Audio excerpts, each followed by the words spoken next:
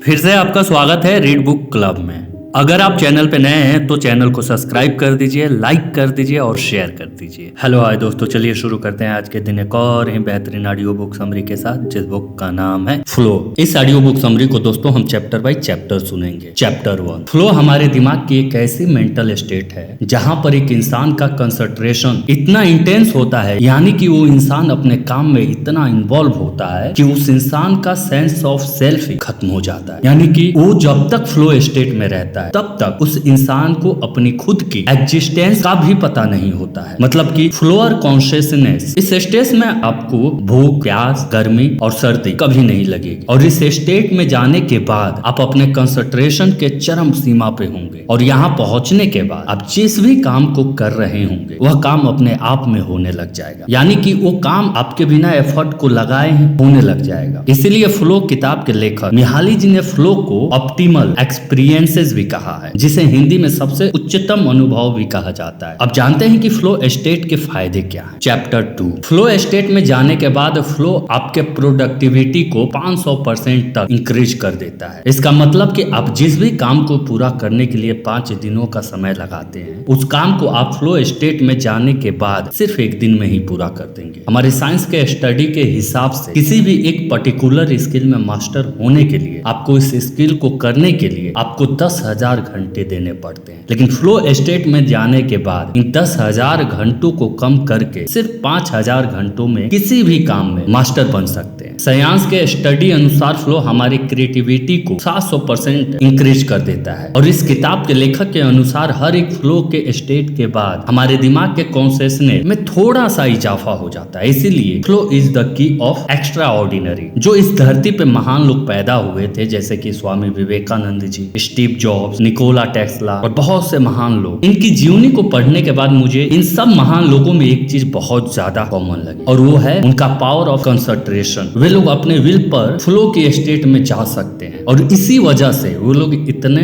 Extra ordinary होते हैं। अब हम जानते हैं कि एक इंसान जब फ्लो स्टेट में जाता है तब उसके दिमाग में क्या केमिकल और इलेक्ट्रिकल बदलाव होते हैं। चैप्टर 3, हमारे दिमाग में फ्लो के द्वारा सबसे पहले डोपामाइन केमिकल रिलीज कर देता है, जिससे हमारे दिल की धड़कन तेज हो जाती है और हमारा फोकस बढ़ने और गहरा होने लग जाता है। और हमारे दिमाग के ब्रेन वेव्स बीटा से अल्फा में शिफ्ट होने लगते हैं, जिससे कि हमारे दिमाग की क्रिएटिविटी और भी ज्यादा इंक्रीज हो जाती है। इसके कारण हमारे दिमाग का अगला हिस्सा, जिसे प्रीफ्रंटल कॉर्टेक्स कहते हैं, वह बंद हो जाता है, जिससे कि हम मेडिटेटिव स्टेट में चले जाते हैं। इस स्टेट में आने के बाद हमारे दिमाग में एंडोजन्स और अंडामाइंड नाम के केमिकल्स रिलीज हो जाते हैं। एंडोजन्स केमिकल के रिलीज से हमारे दिमाग में जो तनाव होता है वो खत्म हो जाता है। और आनंदा माइंड, ये नाम संस्कृत के आनंदा शब्द से लिया गया है। हमारे दिमाग में आनंदा माइंड केमिकल के रिलीज होते ही हमारा शरीर तनाव और पेन से फ्री हो जाता है और दिमाग की लेटरल थिंकिंग बढ़ जाती है। लेटरल थिंकिंग बढ़ते ही दिमाग में नए नए आइडिया आने लग जाते हैं। और जब फ्लो और भी ज्यादा डीप हो जाता है तब हमारे ब्रेन वेव्स अल्फा से थीटा में शिफ्ट हो जाते हैं, जिससे हमारे दिमाग की इंट्यूशन पावर बढ़ जाती है। वो इंट्यूशन पावर जिससे मोस्टली जीनियस लोग बड़ी बड़ी प्रॉब्लम को चुटकियों में सॉल्व कर देते हैं। और फ्लो की सबसे आखिरी स्टेज में हमारे दिमाग में सेरोटोनियन और ऑक्सीटोनियन केमिकल रिलीज हो जाता है और ये दोनों केमिकल रिलीज होते ही हमारे अंदर शांति और खुशी की लहर से दौड़ जाती है। और ये अनुभव इतना कमाल का होता है कि फ्लो दुनिया के सबसे एक्टिव स्टेट में से एक मानी जाती है। आपको फ्लो स्टेट को कैसे अचीव किया जाए यह बताने से पहले आपको ये 2 बातों को जानना बहुत जरूरी है। और 2 बातें वो ये हैं, 90 मिनट के अनइंटरप्टेड कंसंट्रेशन के बाद ही हमारा दिमाग फ्लो स्टेट में जाने के लिए तैयार हो जाता है। हमारा दिमाग 1 सेकेंड में केवल 126 bit of information he process कर सकता है। और जब हम किसी भी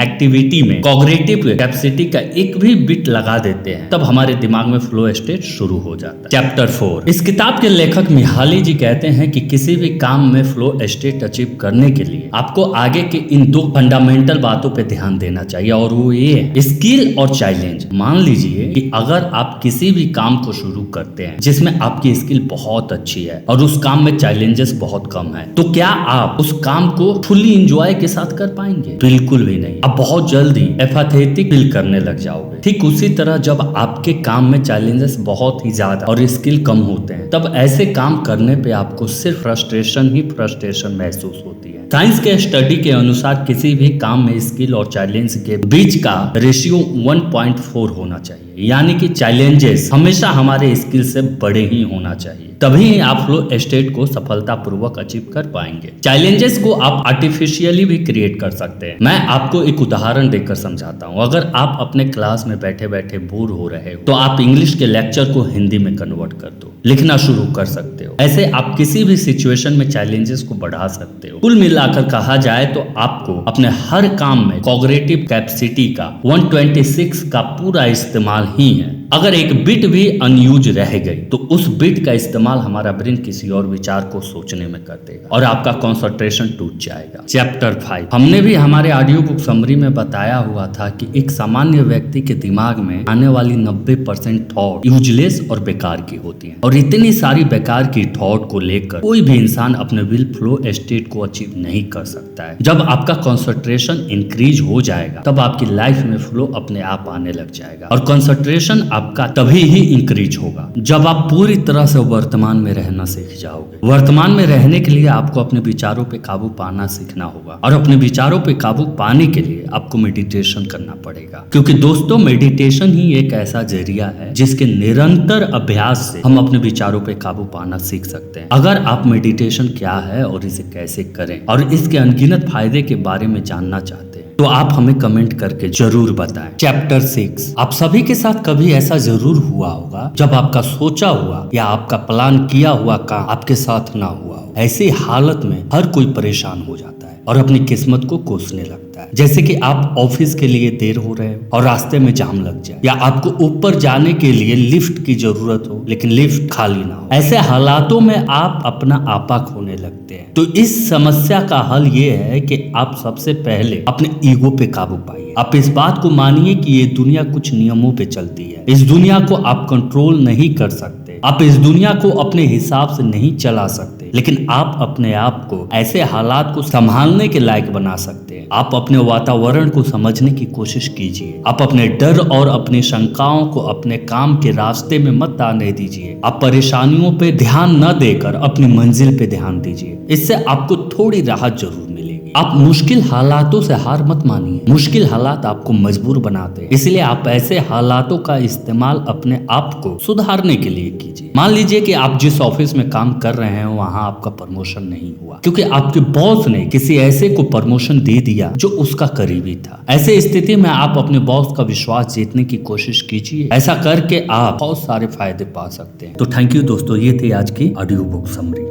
दोस्तों ऑथर ने अपनी इस किताब में बहुत सारे विषय पे चर्चा किया है। उनमें से कुछ पॉइंट्स को हमने यहाँ आपके सामने रखा है। उम्मीद है कि आपको पसंद आए होंगे। अगर आप इसे पूरा पढ़ना चाहते हैं तो आप इसे अमेज़न से खरीद सकते हैं। इस किताब की लिंक हमारे डिस्क्रिप्शन बॉक्स में मिल जाएगी। तो थैंक यू दोस्तों अपना कीमती समय देने के लिए। Thank you for watching read book. अगर आप हमारे चैनल पे नए हैं तो हमारे चैनल को लाइक कर दीजिए, सब्सक्राइब कर दीजिए और कमेंट करके हमें बताइए कि आपके लिए और कौन सी ऑडियो बुक समरी लाई जाए।